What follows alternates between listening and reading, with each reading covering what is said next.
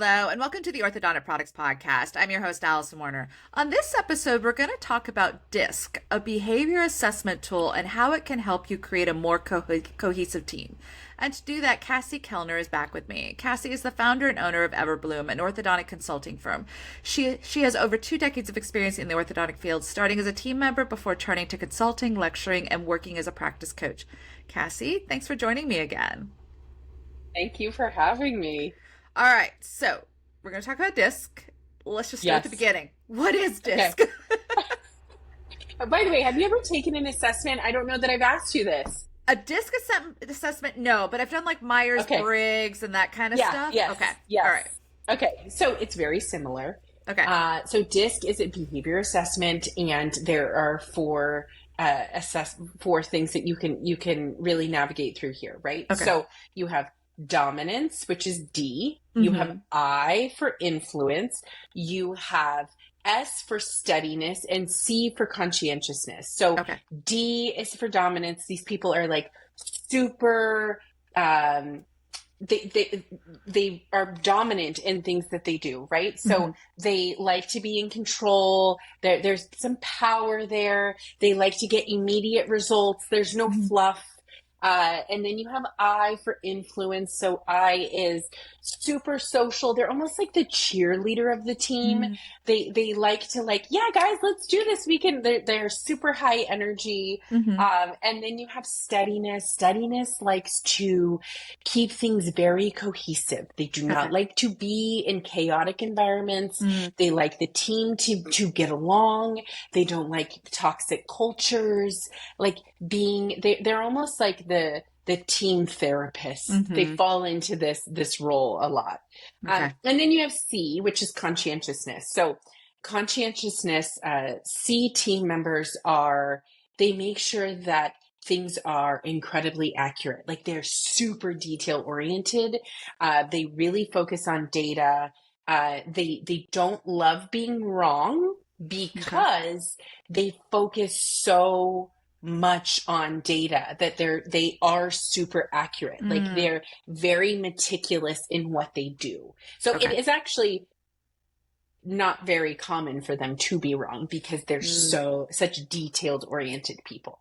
So that's kind of like a very short, easy breakdown of all of the behaviors when it comes to DISC. Okay. And then you take this behavior assessment, you find out if you're a D, an I, an S, a C. Could you be 2 things? You can be 2 things. So depending on where you land on the DISC wheel, you can fall in different categories. This is like going to get confusing, so I won't go too deep. But that's fine. You also have like shading, right? Your shading is everything. So if anybody's ever seen, a DISC wheel, you can see that shading lands somewhere. So me personally, I am a high I. So my shading, I live in the I. I'm super enthusiastic. I love working in group settings, things like that. But if somebody also were to be an I, but also have a dominant personality, they could be an ID. Okay. Right? So you can be multiple. They have to be neighbors. They have to be neighbors. So you can be like an IS or an SI. You can be an SC. So they have to be neighbors within the wheel. But yes, you can be multiple. And then if we went even further, you could have shading that would maybe land somewhere else where maybe it's easy for you to live in that behavior, essentially. Okay. And so you take this assessment, you find out where you land. How are you then using that? So I use this in orthodontic practices, and I can tell you my story on why I started using this. Why did you decide to become a DISC coach? Let's go there first. All right. So in 2020, we all know 2020. We remember 2020. Yep. In 2020, I was a consultant, and I realized that I was a consultant / therapist. I was constantly checking in with people. People were reaching out to me because they were struggling with X, Y, and Z. And we had very limited connection that year, right? Mm-hmm. And people were struggling to connect. We also had generational divides. Things were happening in the world that people were really struggling to Yeah. connect. Yeah. People were struggling to connect with their own team members. Mm-hmm. And so I realized that I was playing this role of consultant, which I love and I know, Mm-hmm. but I Yeah. was also playing this role of therapist, and I have no degree in therapy whatsoever. Uh-huh. But people are Mm-hmm. my thing, right? Yeah.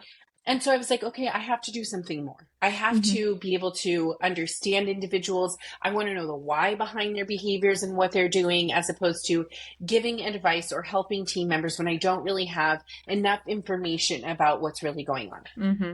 Fast forward, I did a crazy amount of research Mm-hmm. and I landed on DISC. I thought it Okay. was the easiest tool for practices and really anyone to understand themselves and their team members. Okay. So I became a DISC coach. And so now it's been, just over 4 years because it was early in 2020. And it's been amazing to watch these team members evolve and connect while using this tool.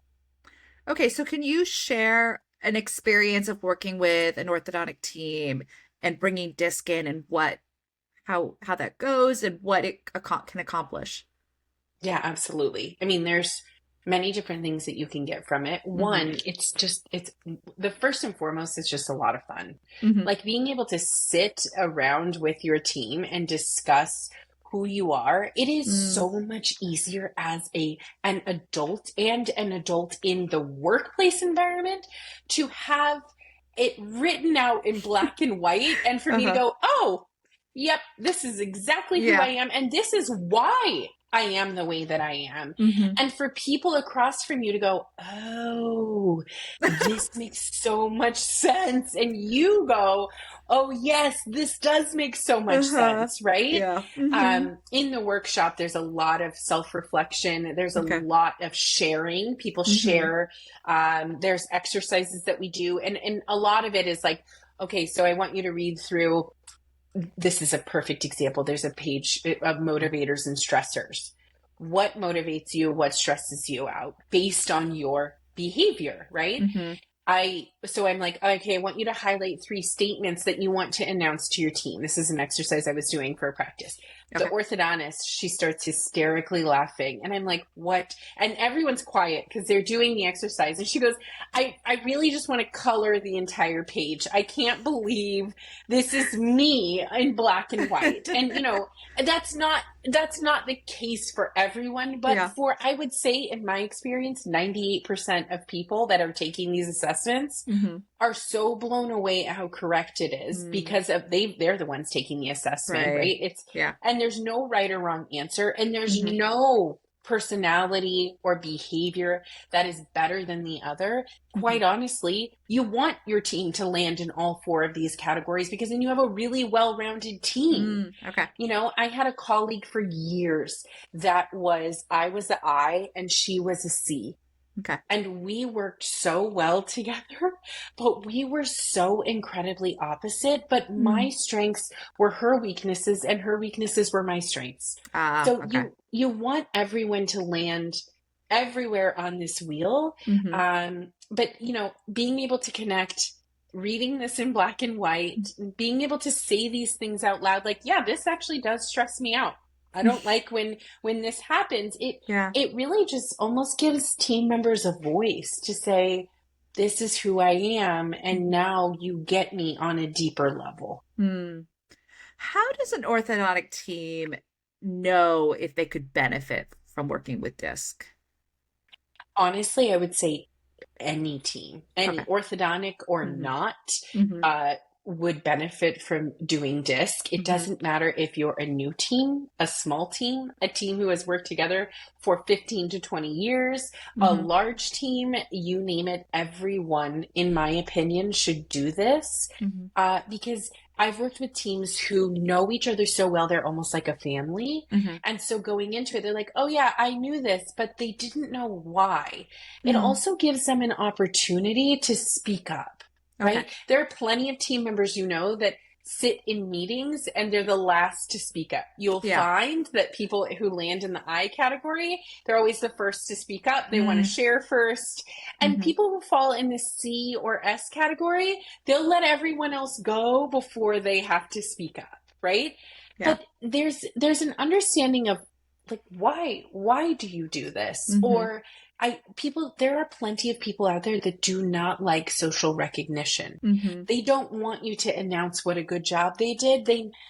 You can tell them, but they don't need you to broadcast this to the entire team. And then there are team members who are like, this is my love language. Please announce that I've done all of these things because it makes me feel good. It helps me thrive in this practice. So, again, I think it should be everyone. I think it's also incredibly, really, it does such an amazing job at culture building.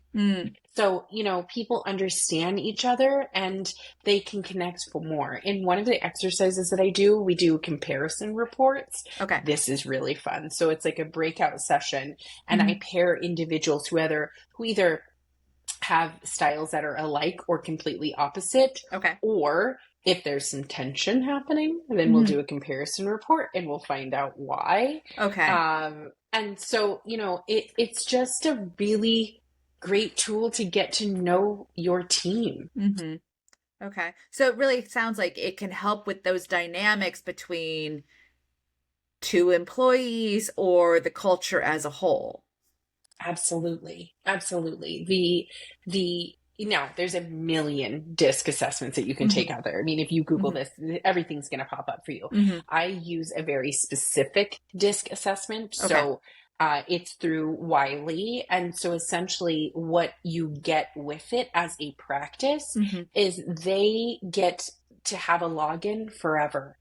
So not only do you get the assessment, the workshop, but they also get a portal where they can log in and they can see everyone on their team at any given moment. So let's say, Alison, let's say that you and I worked together, right? And we really wanted to understand each other and maybe there was some tension. Or maybe I was starting a project or an initiative and I wanted your buy-in on it.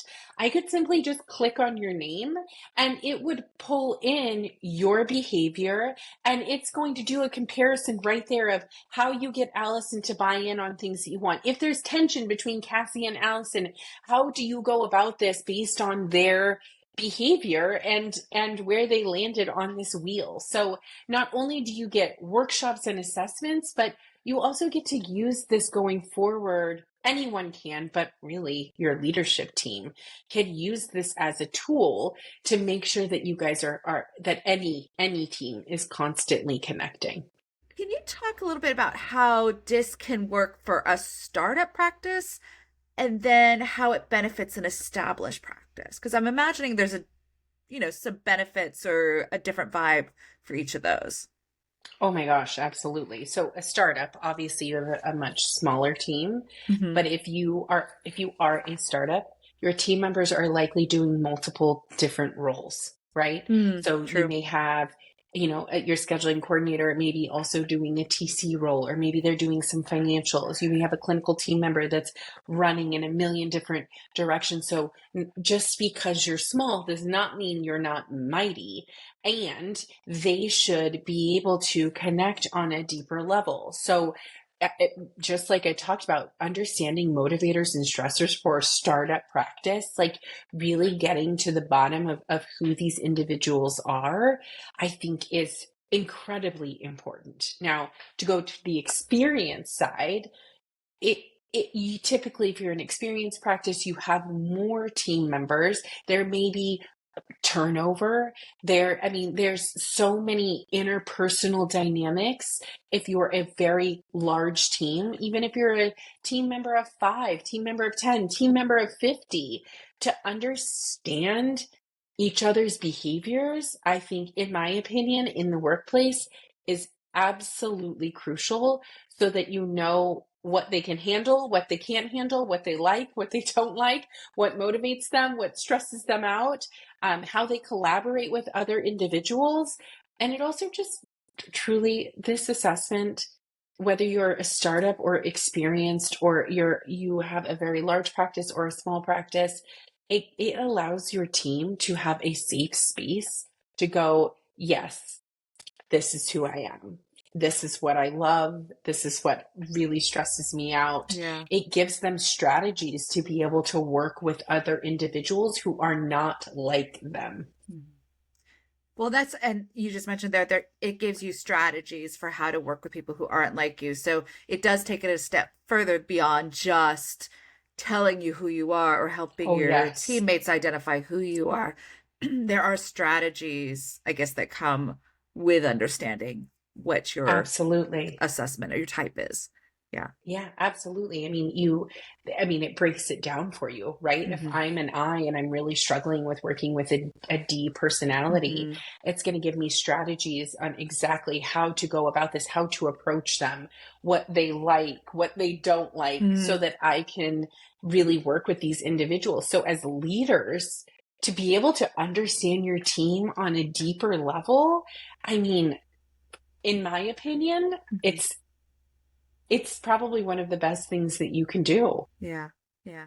Well, and it all sounds like, to tie this together to some of our previous episodes, like we talked about building a thriving culture and, working with your onboarding. It's all aimed at building that team cohesiveness, that team culture, building a team, so you're not just Absolutely. individuals working in an office. Yeah. That's my mission too, Allison, Mm-hmm. like I've been doing this a really long time, and truly the reason why I do what I do now, and the creation of Everbloom, is that individuals are allowed to continue to bloom. Mm-hmm. My mission is, well, yes, I think systems and financials and technology, I think all of those things are really important for a Mm-hmm. thriving practice.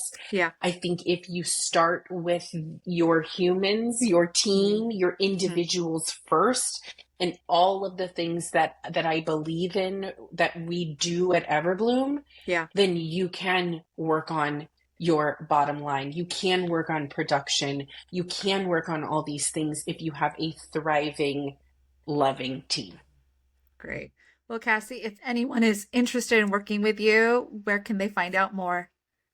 They can go to discovereverbloom.com. And for this in particular, they can go to Mm-hmm. culture building workshops. We have many different workshops. You could do a one workshop with your entire team. Okay. We also have a 6-month culture building program Hmm. for your entire team. And we also Okay. have a leadership program where we work with leaders, and that we tap into emotional intelligence, leading. It's a really fun workshop that we do too. Oh, well, great. Well, Cassie, always a pleasure to have you on, and we'll talk to you again soon. So thank you very much. Thanks, Allison. As always, thank you for joining us. Be sure to subscribe to the Orthodontic Products Podcast to keep up with the latest episodes, and be sure to check out orthodonticproductsonline.com to keep up with the latest industry news. Until next time, take care.